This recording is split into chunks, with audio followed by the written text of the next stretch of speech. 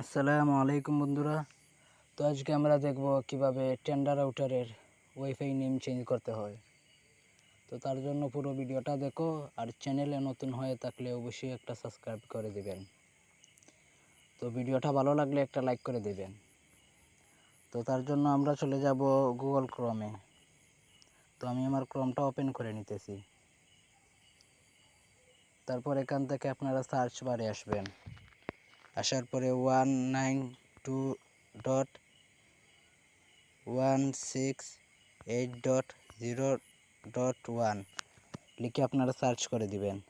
তো আমিও সার্চ করে দিলাম। তারপর এখান থেকে এরকম একটা ইন্টারফেস আসবে। তো এখান থেকে আপনাদের লগইন পাসওয়ার্ডটা আপনারা দিয়ে দিবেন। তো আমি আমার লগইন পাসওয়ার্ডটা দিয়ে দিলাম। তারপর এখান থেকে লগইন করে নিব।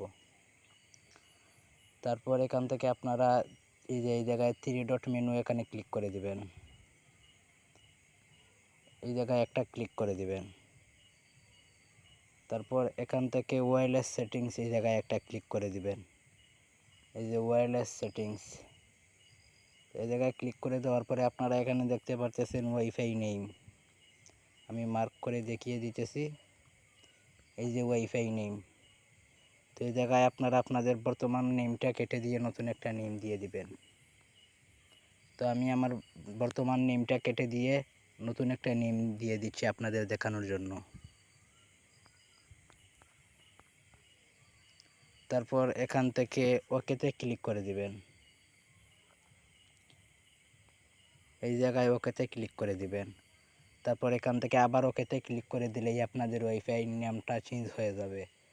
তো এভাবে খুব সহজেই আপনারা ওয়াইফাই নামটা চেঞ্জ করতে পারেন। যদি ভিডিওটা ভালো লাগে অবশ্যই একটা লাইক করে দিবেন। ধন্যবাদ। আসসালামু আলাইকুম।